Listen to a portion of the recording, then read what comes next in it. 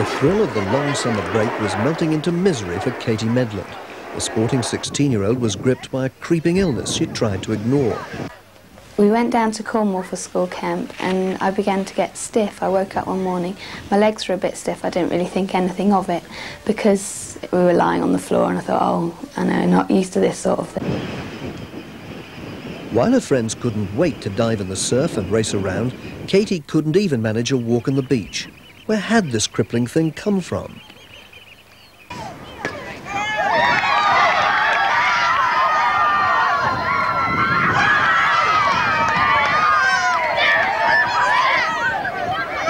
It was quite difficult to get up in the mornings and that sort of thing, but as I just put it down to sleeping on the hard floor in a tent, and it got worse and worse, and I was getting up in the mornings very stiff, barely able to walk, and then the rest of the day I still was having problems walking properly, and walking for long distances was virtually impossible. It became obvious that Katie was very poorly and she was very stiff. She took her ages to get up in the morning, and when she did get up she was in a great deal of pain.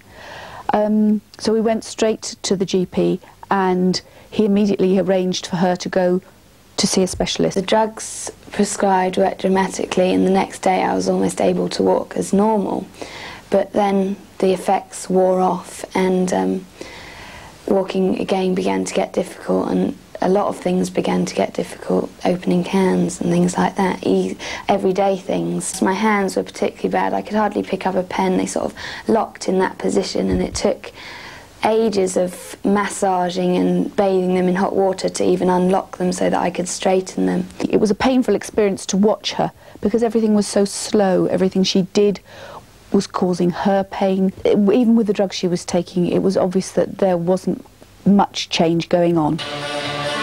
This Brentwood teenager was one of the top English table tennis players, the outdoor type, a hockey player, keen on fitness. Her visit to the specialist told Katie Medland she had an incurable inherited disease, psoriatic arthritis, and she was put on a very strict diet. It was very difficult. There was no red meat, no dairy products, no citrus fruits, you name it, she couldn't eat it. About the only thing she could eat was plenty of cod liver oil and potatoes and rice.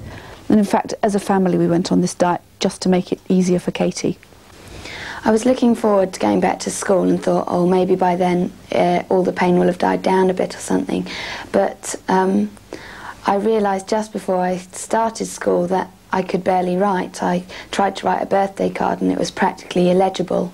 And it was just so awful as a mother to watch your daughter, who had been full of life and full of ability to do things. There'd never been anything wrong with her. To see her suddenly so struck down and so disabled was very, very painful. Katie in her prime had had great GCSE results, 4 A stars, 3 straight A's and 2 B's. Now, struggling with her worsening pain, she faced the biggest challenge of her young life, A-levels. I was really beginning to sink under it, just watching Katie in pain, sizing up wheelchairs for her, wondering how much it was going to cost us. While we didn't want to belittle what medicine can do, and we were grateful for it, I knew that medicine couldn't do anything now, and that really our only hope was to go to God. One Friday evening, when I'd put in a prayer request, I hadn't actually been up for prayer. The next morning, I noticed a dramatic change. It hadn't actually gone, but I was able to walk round to a friend's house, and together we walked into Brentwood, which would have before been impossible. Well, the next Sunday, the Sunday afterwards, I decided to go up for prayer again, just to sort of perfect it. And I went up for prayer and came out, and I felt perfect, totally healed. The sum of medical knowledge had failed to relieve her crippling disease, but Jesus made her well. We had some friends for lunch, and they sort of said, prove it, and told me to sit on the floor and stand up again, which I couldn't have done without help before. And I sat down and got up with no problems at all. And that afternoon my mum went out to visit some friends, and I went up to school and played a hockey match with my friends and came back and felt absolutely fine. It had completely gone. Within a few hours, I felt fine, and it had just gone. The thing that amazed me more than anything was the speed with which she recovered. One night she went to bed in the same state, still very, very stiff and in a lot of pain. The next day she got up, she walked into town and back. She did things that she hadn't been able to do for weeks and weeks. And it was just wonderful to see her. Your mum told me, she said, you know, since you were prayed for, it all gone. And you couldn't even walk. Not properly. Okay, but now you can kick your shoes off. Show everyone. Here's someone with sorry. She was sorry about having it. Go on, run up and run down. Let's see.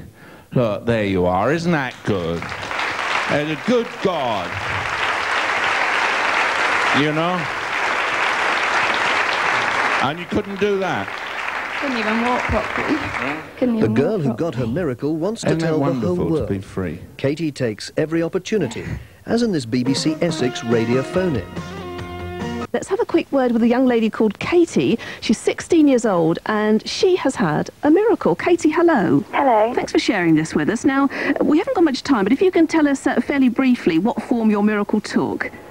Well, in July I began getting stiff, and 3 months later I was diagnosed as having psoriatic arthritis, and it gradually got worse, and all the symptoms disappeared completely, and I thought, oh, maybe, I don't know, I'll leave it. But that same afternoon I played hockey, and I was fine, and I've been fine ever since. So you would definitely say in your heart of hearts that was a miracle? Definitely. Katie, thank you very much indeed for telling us about it. I'm sure you're not the only one who's going to have some amazing stories for us today. Thanks for giving us a call. Okay. Bye-bye. Bye. Katie there, the 16-year-old who, well, do you reckon that's a miracle? Sounds pretty miraculous to me. I think if I was...